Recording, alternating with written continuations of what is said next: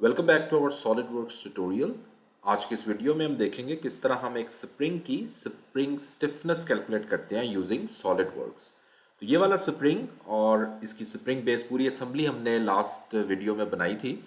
अगर इसका डिज़ाइन देखना चाहते हैं, ये स्प्रिंग की असेंबली किस तरह बनाते हैं, तो ऊपर स्क्रीन पे दिए गए लिंक पे क्लिक करके वहाँ से आप इसका पूरा डिज़ाइन देख सकते हैं। इस वीडियो में हम देखेंगे हम एक स्प्रिंग की स्टिफनेस किस तरह कैलकुलेट करते हैं सॉलिडवर्क्स को यूज़ करते हुए। तो इसके लिए सबसे पहले आपने ये असेंबल करने के बाद हम यहाँ पे सिमुलेशन टैब में जाएंगे। अगर ये सिमुलेशन टैब आपका शो नहीं हो रहा तो यहाँ पे आप जा सकते हैं ऑप्शंस में एड-इन्स और यहाँ पे सॉलिडवर्क्स सिमुलेशन के बॉक्स को चेक कर सकते हैं।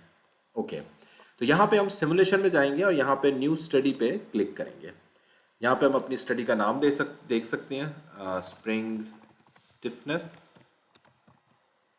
और यहाँ पे मैंने स्टैटिक सिमुलेशन करनी है, क्लिक ओके। तो ये मेरे पास एक नई स्टडी क्रिएट हो गई है।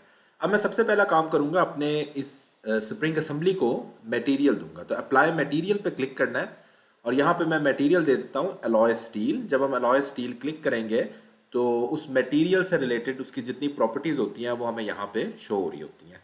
यहाँ पे मैं अप्लाई को क्लिक करूँगा और क्लोज करूँगा तो ये वाला मटेरियल मेरे इस पार्ट पे अप्लाई हो जाएगा। ओके, अब मैंने इसमें अपनी रिक्वायर्ड फोर्सेस और जिन पार्ट्स को फिक्स करना है वो देने हैं। मैं यहाँ पे सबसे पहले फिक्सचर्स में जाऊँगा, राइट क्लिक करूँगा, फिक्स ज्योमेट्री पे क्लिक करूँगा। उसके बाद मैंने एक साइड इसकी फिक्स कर देनी है, इस पर क्लिक करेंगे, क्लिक ओके कर देंगे। अब बेसिकली मैंने अपने स्प्रिंग को सिर्फ रेडियल डायरेक्शन में, एक्सियल डायरेक्शन जो है, जो एक्सियल डायरेक्शन है उसमें मूवमेंट चाहता हूँ। उसके अलावा जितनी भी डायरेक्शन में मूवमेंट हो रही है उसको मैंने रिस्ट्रिक्ट करना है। तो सिर्फ हम यहाँ पे फिक्स नहीं करेंगे, इसके अलावा कुछ और डायरेक्शंस पे भी हम इसकी मोशन को कंस्ट्रेंट करेंगे। तो फिक्सचर्स को अगेन मैं राइट क्लिक करता हूँ और फिक्स ज्योमेट्री में जाऊँगा। यहाँ पे चले जाना है एडवांस में। एडवांस में जाएंगे तो हम ऑन सिलेंड्रिकल फेसेस अपनी रिक्वायर्ड फेसेस जो मूवमेंट है वो देंगे। और ये वाला जो मैं सिलेंड्रिकल फेस है इसको मैं सिलेक्ट करूँगा और इसके दोनों डायरेक्शंस में मैंने इसकी मूवमेंट को रिस्ट्रिक्ट करना है। सिर्फ इस डायरेक्शन में जो एक्सियल डायरेक्शन है, इस डायरेक्शन में मैं अपनी मूवमेंट देना चाहता हूँ। इसके अलावा जो भी डायरेक्शंस हैं उनमें मैं रिस्ट्रिक्ट करूँगा। तो इसको मैं क्लिक करूँगा, क्लिक ओके। उसके बाद अगेन मैं इसको सिलेक्ट करूँगा और दूसरी डायरेक्शन में जाके उसमें भी इसको रिस्ट्रिक्ट कर लूँगा। एडवांस में जाऊँगा, ऑन सिलेंड्रिकल सरफेस, अगेन मैं यही फेस सिलेक्ट करता हूँ और इसको ये मैंने दे दी थी। और इस डायरेक्शन में भी, इस वाली डायरेक्शन में तो मैं देना चाह रहा हूँ मूवमेंट, तो इसमें रिस्ट्रिक्ट नहीं करूँगा। तो ये वाली जो डायरेक्शन है इसमें भी मैं इसको रिस्ट्रिक्ट कर देता हूँ। ओके, सो क्लिक ओके करूँगा तो अब मेरे पास जो है वो इन दोनों डायरेक्शन में मूवमेंट रिस्ट्रिक्ट है। सिर्फ और सिर्फ ये स्प्रिंग मूव कर सकता है एक्सियल डायरेक्शन में। तो अब रिक्वायर्ड एक्सियल डायरेक्शन में मैं अपनी फोर्स दे दूंगा। तो एक्सटर्नल लोड्स में जाएंगे, राइट क्लिक और फोर्स पे क्लिक करेंगे। यहाँ पे मैं अपना रिक्वायर्ड फेस सिलेक्ट करूँगा, इस डायरेक्शन में मैं अपनी मूवमेंट दूंगा। तो यहाँ पे मैं 1 न्यूटन फोर्स ही सिलेक्ट कर लेता हूँ और क्लिक ओके करता हूँ। ओके, अब मैंने सारी अपनी फोर्सेस दे दी हैं। अब मैं अपने मैश जनरेट करूँगा अपने असेंबली में। तो क्रिएट मैश पे चले जाएंगे। ओके, उसके बाद मैश पैरामीटर्स, ओके ये हमारे पैरामीटर्स फाइन है। एडवांस में चलते हैं, एडवांस में जाएंगे और यहाँ पे जो मैश पैरामीटर्स हैं वो बेसिकली बेहतर है हम कर्वेचर बेस्ड मैश यहाँ पे सिलेक्ट कर लें, ठीक है, स्टैंडर्ड मैश की बजाय। तो कर्वेचर बेस्ड मैश हम सिलेक्ट करेंगे और जो भी हमारी बाय डिफ़ॉल्ट यहाँ पे वैल्यूज़ आ रही हैं उन्हीं को हम रहने देते हैं। Okay, so click okay. तो अब मेरे पास मैश जो है वो क्रिएट हो जाएंगे। तो जितने ज़्यादा हम मैश की डेंसिटी करते जाएंगे हमारा जो प्रोसेसिंग टाइम है हर चीज़ का वो ज़्यादा होता जाएगा।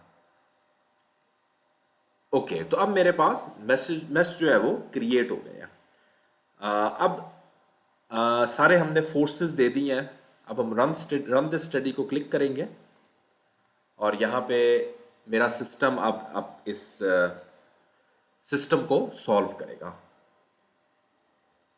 यहाँ पे भी अगेन हम जितनी ज़्यादा मैश की डेंसिटी देते जाएंगे उतने इसको सॉल्व करने में प्रोसेसर को टाइम लगेगा। तो इसका एक हमने बैलेंस रखना होता है कि डेंसिटी और स्पीड जो है वो हमारी दरमियान में रहे। अभी तो ये इतना सिस्टम कॉम्प्लेक्स नहीं है, लेकिन जितने ज़्यादा कॉम्प्लेक्स सिस्टम होते जाते हैं तो ये हमारा प्रोसेसिंग टाइम बहुत बढ़ता जाता है। ओके, तो ये मेरे पास जो है वो रिजल्ट्स आ गए हैं।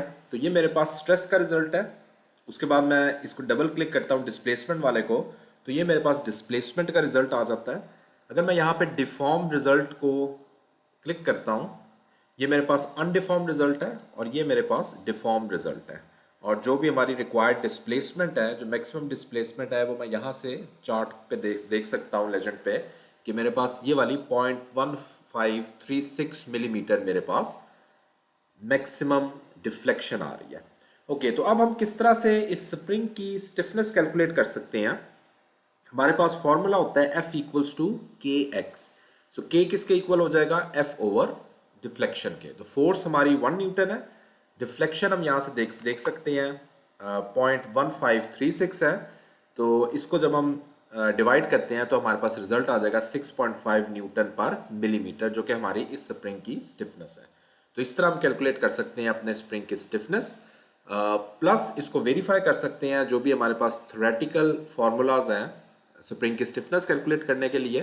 तो आई होप आपने देखा होगा किस तरह हम सॉलिड वर्क्स में स्प्रिंग की स्टिफनेस को कैलकुलेट कर सकते हैं। इसी तरह और भी बहुत सारे पैरामीटर्स हैं जो कि हम सॉलिड वर्क्स में इसी एनालिसिस के ज़रिए एनालाइज कर सकते हैं, जो कि हम नेक्स्ट वीडियो में देखेंगे। अगर वीडियो पसंद आती है तो please do subscribe the channel. Thanks for watching this video.